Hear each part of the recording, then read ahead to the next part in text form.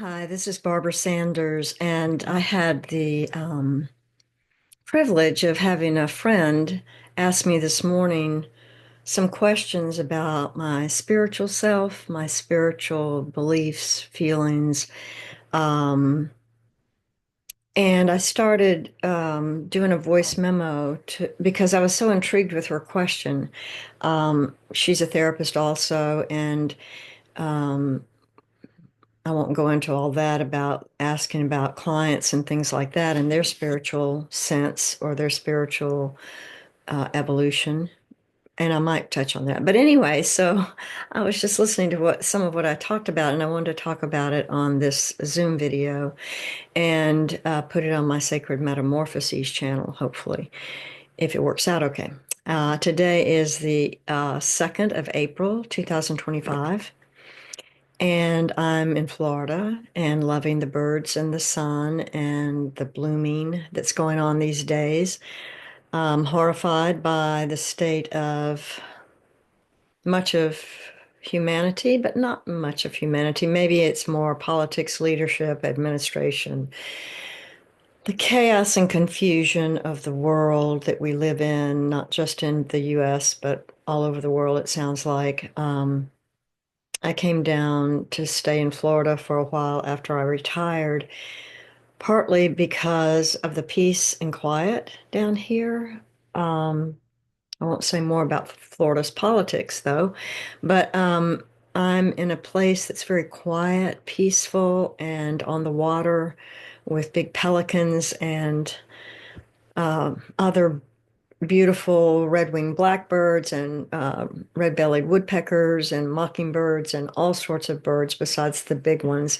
I do love the osprey that perch on a piling next to our house. Sometimes I watch them eat their breakfast. And anyway, being down here after living in Nashville for over 50 years has been a delight.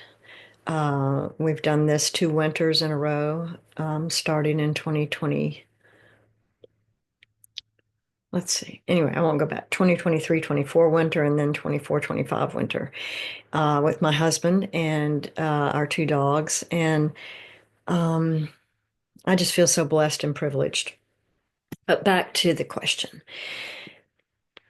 And I'll return to Nashville soon, and that will be enjoyable for me too. We have a beautiful, lovely neighborhood in Nashville. I don't interact well with lots of traffic these days and noise and just noise pollution, electrical pollution, air pollution down here. It is so quiet. And though there's still pollen all over the place and my allergies are intact, um, it's just quieter and peaceful and not quite a cave because there are people around, but it has been a place for me to slow down my life and slow down myself, which is new and different for me in the past 5 to 10 years than ever before in my life. And I so appreciate that.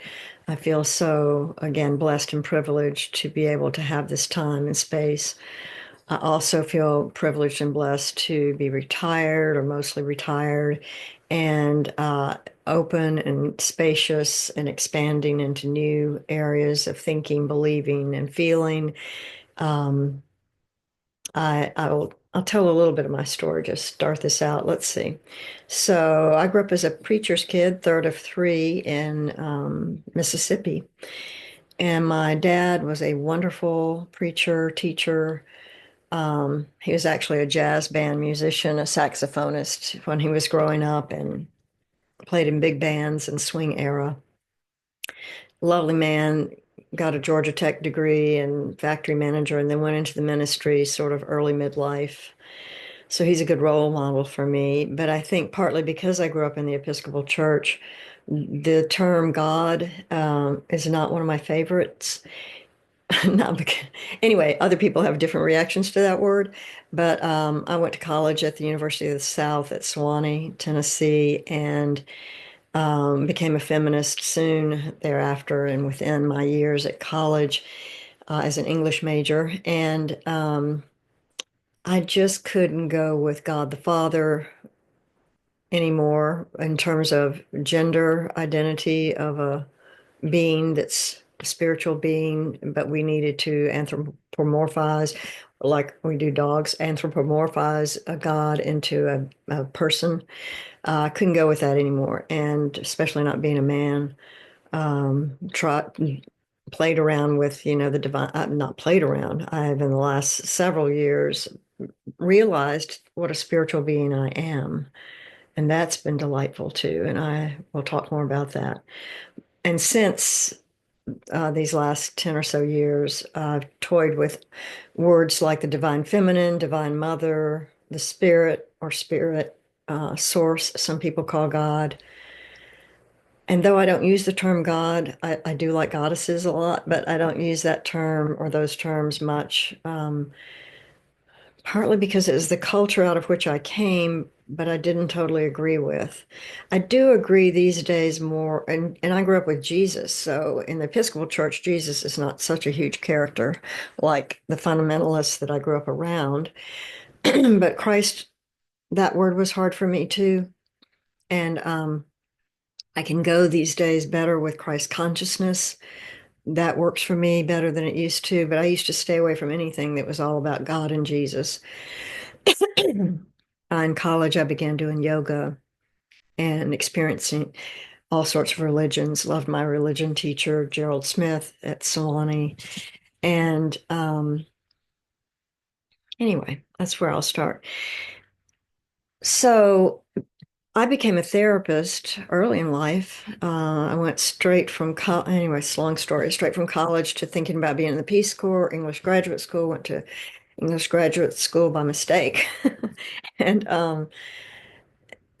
quit that pretty early, knowing I was not a scholar. I didn't want to be a scholar, and found people who were social workers who I thought, whoa, what's that? I don't even know what that is.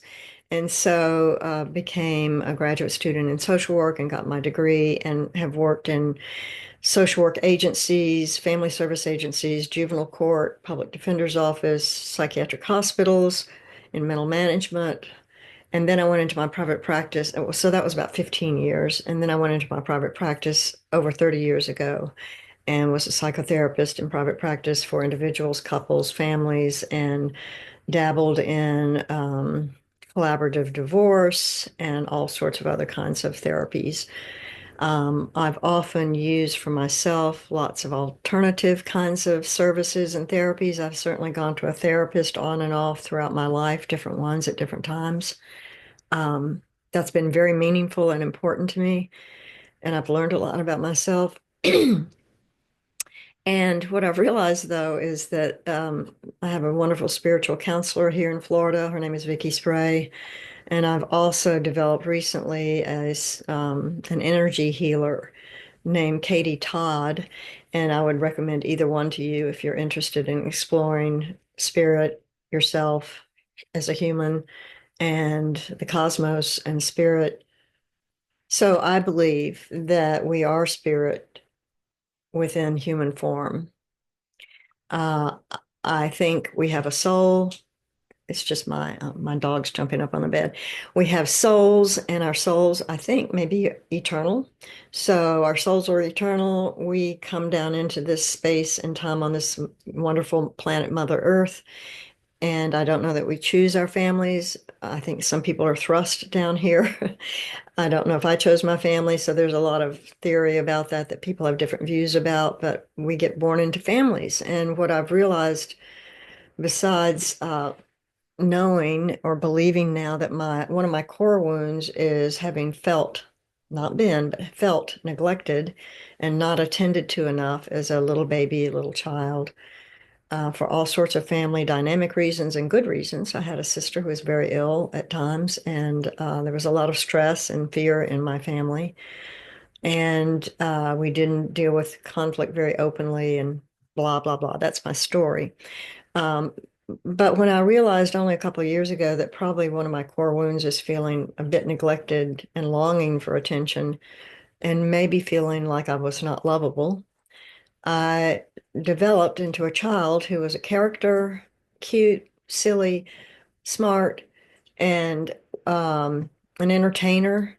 I love to dance and play, and I was a musician. Growing up, I played flute, piccolo, and then bassoon, which I loved dearly, the bass line, bassoon.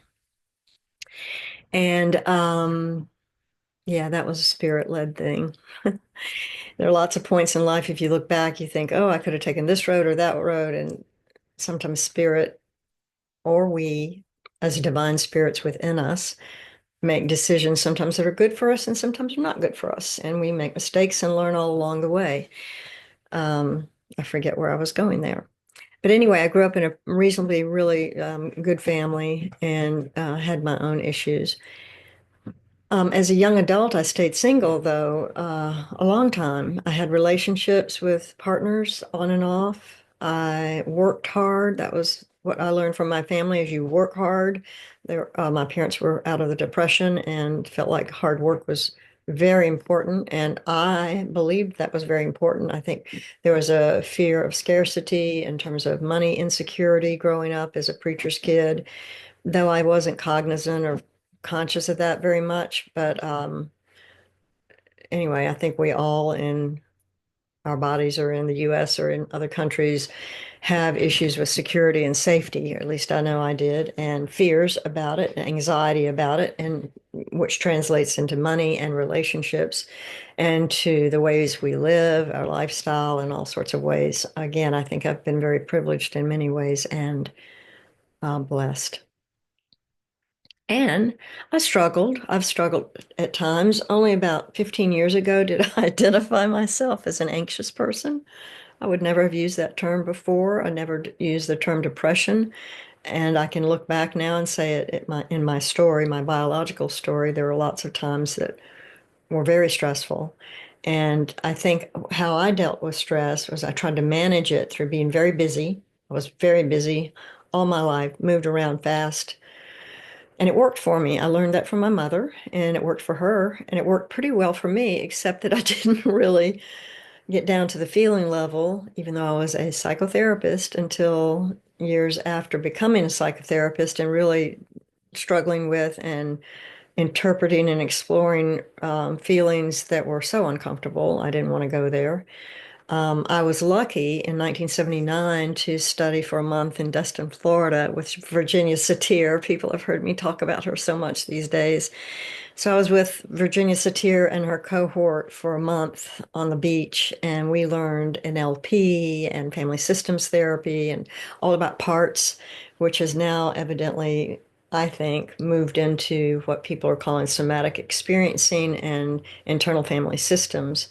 I haven't trained in those things, but I think I got early training in those things through Virginia Satir and certainly other psychotherapy people. My husband's a psychoanalyst and psychotherapist, so I learned a lot about psychoanalysis, though I never trained to be one of those.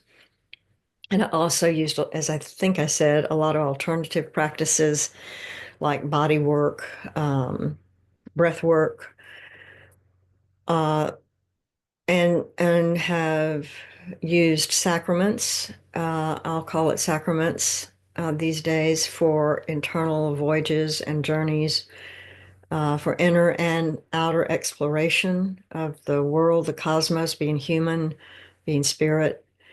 And that's been a very important part of my journey that I think opened me up since 2018. Michael Pollan's book was very inspiring to me and to others close to me, and we studied and worked with those kinds of systems for quite some time. I also will say, though, about my spiritual life that I think the pandemic really helped me slow down more than I ever had slowed down before in terms of not having a thousand things to do out in the social world or business world. I was able to work at home for many of the years that I worked before the pandemic, and I loved that. I think if you want to go into Jungian terms, my false self was the extrovert, which I did really well and love. No, I was gonna say I love people. I love some people and I like people, and I don't like a lot of people. I will say that very honestly. But I learned to be in the world, and another family story is that I moved around a lot as a kid. I didn't move. My family moved us around a lot as a kid, as my father had different churches and and all in the deep South, which is fascinating. And I came up to Tennessee to college. But anyway, I learned, for whatever reasons, how to be very social and engaging and get to know people on an intimate level. No wonder I became a therapist. And I will say that now, knowing more about my core wound, it makes so much sense that I was a therapist for over 30 years because what I've figured out so far is that I needed and wanted attention, and attention felt like love to me. And so if I help someone, being a people pleaser and a codependent person, if you want to use those labels, and a highly sensitive person, which is another label, um, I am very intuitive too and creative. And so helping people help me also get a lot of attention because my life was filled with clients. And I had strict boundaries and good framework and rules. I did not become friends with my clients or anything like that, but serving people, my mother was a good role model for that. Serving people, helping people, helped me get my needs met. So in some ways, my profession has been very useful for me and very much in line with what I needed. Even though I thought I was helping others all the time, I was certainly getting a lot from them as well and from my career in terms of financial stability as well as emotional dynamics, which I really like emotional dynamics. Um, Not to say that I fed on my clients. That sounds so awful and bad. I really enjoyed my career for so long until I didn't. And I think that was part of how I dealt with stress is that my mother came to live with me after, not live with me, live in Nashville after my father died in Mississippi in 2013. She came that year and stayed for 9 years in Nashville in a wonderful place called Richland Place, independent living, until she had her first stroke. And that was in 2022. So she lived about a mile away from my home. I would visit with her, and I got to know her as an adult, which I had never done before. After I went to college and came to Nashville to work, I would visit my parents, and we had a good relationship. We would go on vacations together, but I never really knew my parents well, intimately, um, as an adult, except when they would come visit, and we would visit them and going on vacations. So when my mother moved to town after my father died, and I loved my father so dearly, that was a hard loss. Um, I learned to enjoy her, which I'm not sure I'd done before. She was delightful. All people love my mother. Many people love my mother. She was very giving and the great church lady and very hospitable to everyone, anyone. I grew up in a very open and tolerant and accepting family where race and gender and everything else that's differentness and otherness didn't really matter to us. We were open to and loved by and loved all sorts of people, even in the Deep South, which is fascinating to me. I won't go into that whole story about living in the 60s and civil rights movement, but my parents were very much activists in that movement, and I learned a lot about how to be an activist as I got older. Studied with James Lawson some, which was a wonderful thing to do in only the last 15 years before he died. So let's see, where did I leave off? I just went on another tangent. Okay, so I moved to Nashville, therapist, that was it, and getting my needs met as well. So then my mother lived in Nashville for 9 years. Her last year, she had had a stroke, PCA stroke, which knocked out some of her vision, and she was also already sort of deaf. She couldn't hear very well. So that last year of her life was a struggle watching her be brain damaged. My father had had dementia before he died for many years, but my mother got brain damage from a stroke and then had a massive stroke a week before she died. And I really treasure that time with her as an adult, being with her and knowing her in a different way than as just the child. I wasn't really her caretaker either. She took care of herself and she took care of us most of her life. Every time I would move, and I kept moving within Nashville often, she would help us move until she was 86 years old. She was still helping us transport things from one house to another and setting up my kitchen and things like that. So I was really graced by her in many ways and had lots of conflict with her in many other ways.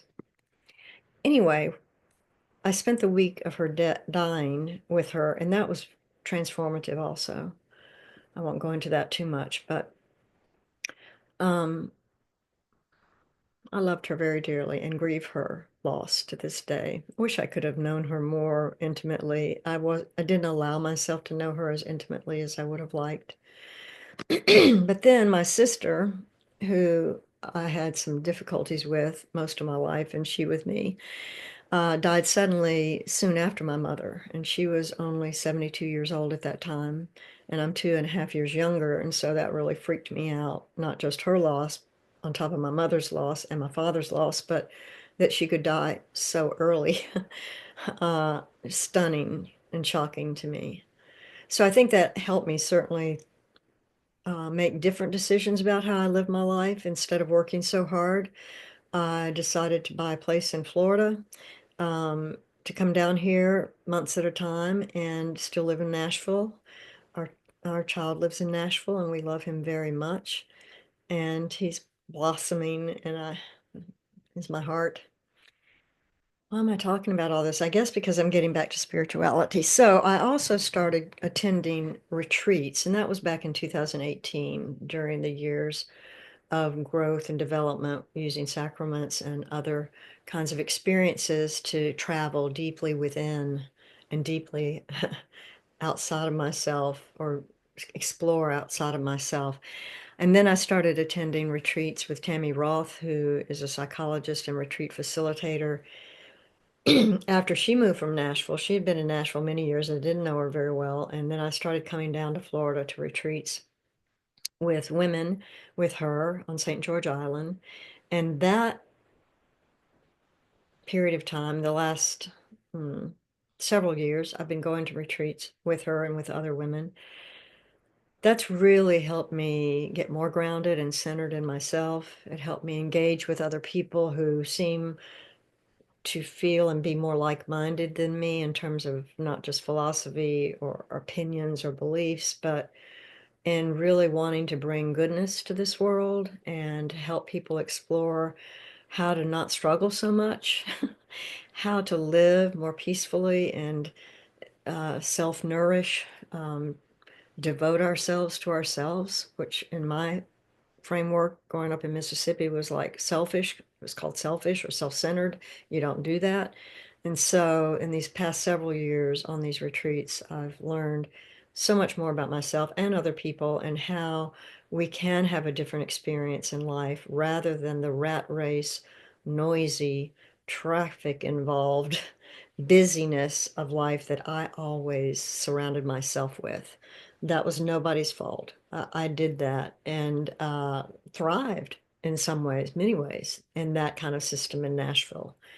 I have a community there. I love people there. And um, so I'll just say that. So now I wonder where I'm going. My friend asked the question about how to work with clients who might need spiritual resourcing. She didn't really say it that way, but I would call it that. Um, and I remember okay, so I said I've had helpers. What I realized is after my clients stopped paying me because I stopped working, I started paying other people to get attention. I always have, but I started paying retreat facilitators and spiritual healers and energy healers. And I've always paid Frank Castellano, my favorite psychic in the world, and in Nashville, to attend to me and to help me not just polish my skills or anything like that, but to explore more deeply, again, inside, who am I? It's like the early 20s, all the 20s questions. Who am I? What do I want to do here? What's my mission here? What's my purpose? And to wonder how I can still give to the world, give to others without sacrificing myself, how I want to give to others, how I want to claim abundance instead of scarcity, and know it. and still feel secure and safe while my body is aging and changing. And I'm growing. I think I've developed more wisdom than I've ever had before in my life. I'm so lucky and proud to be 72 years old myself these days and to have lived this long that I could retire and have this time and space for myself and my family to relax more and enjoy. So I will say one more part of this, which is important, I think, for everyone. In the last several years, I've really gotten involved with and engaged with spirit, up above, down below, all around. I really think we do have auras, and that we have energy systems all around us.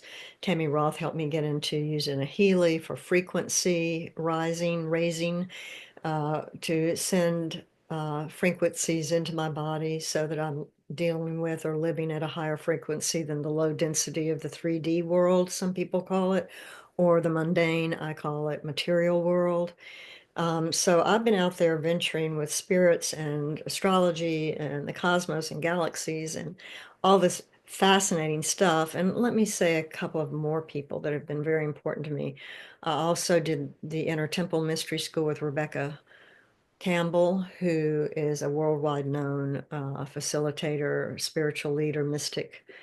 I did a year with her, and then I've most recently been very involved with Richard Rudd's The Gene Keys, which is a book and a website, thegenekeys.com, a whole system of programs and ways to, again, heal ourselves and work with ourselves and our not just emotions, beliefs, thoughts, and actions, but how we deal with the world as it's changing, how we deal with climate change when we can't change everything about it, how we deal with immigrants and being good to people and having compassion for people of different races, of different sorts, of different genders, and still be not just tolerant, but very open and accepting of other people's experiences that are unlike ours and are fascinating, perhaps, and also dealing with so much oppression that goes on in the world and so much hatred and cruelty and inhumanity and I don't call it evil, but evil in the world. I'm not sure what else to call it, which my dad taught me actually is because we're human. We evil exists in the world because humans exist in the world. I don't think of Mother Nature and tornadoes and hurricanes and wildfires, though so violently destructive, as evil. But I do believe that people can act in very evil ways, myself included. We make mistakes all the time, not even when we're intending to be violent or evil, but when we are being ourselves and other people's reactions to us or the way they perceive us or hear us or experience us is damaging to them. It hurts them. I've learned a lot about that. Even with our best intentions, we hurt each other in all sorts of ways that we don't even know. And so, not just being nonviolent, but being careful about other people and how they're feeling without just uh, being a channel toward helping everybody who feels victimized. That's not something I want to do either. But dealing with my own victimization, dealing with my own oppression, which is very different than most people in this world's oppression. Um, So I'm so lucky and blessed.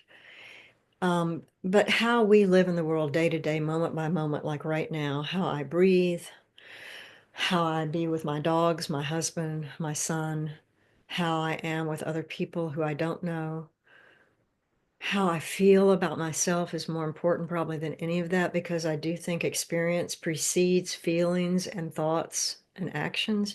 We experience and then we make up stories and interpret our experiences, and we have visceral biological reactions when we're feeling fearful with our primitive brains back here, reptilian brains, and we act out in all sorts of ways that make no sense to us.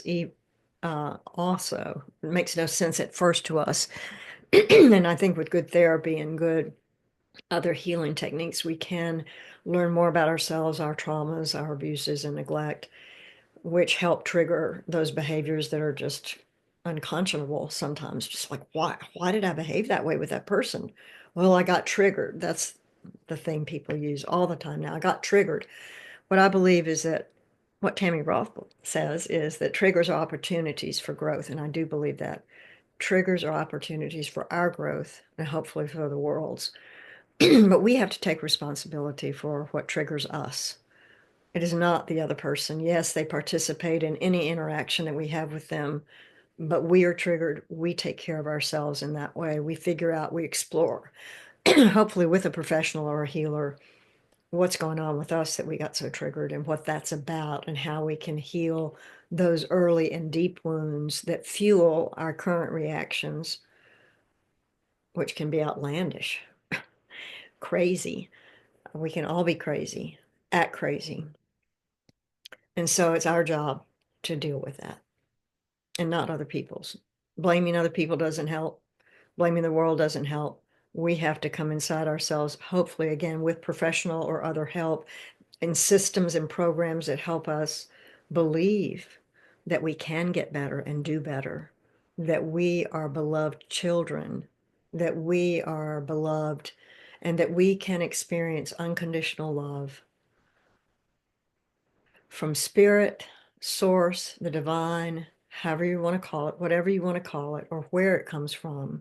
There's unconditional love that can pour through us, seep into our cells, our bones, our membranes, all of our protons, neutrons, and electrons, our brain chemistry. We can bring some of that down into our human bodies and bring it up from the earth, all the dynamics and energies up from the earth and up from above or beyond, around us, through us, and become better able to handle the stresses of life, better able to be good people and more compassionate people with other people. I believe that totally. And I am saying all this probably to help inspire others to take that seriously and to think about how they can also explore themselves. What methods appeal to you? I mean, for me, I floated in saltwater tanks for a while too, and that was one of the best things I've ever done, just floating in heavy salt water with no muscle needing to move. I felt divinely held like in a cosmic womb, which I'm still fond of, the cosmic womb, the cosmic heart, uh, the womb that we can not just build around ourselves, but that we grew up in, inside our mothers, the womb of the cosmos, the womb of spirit.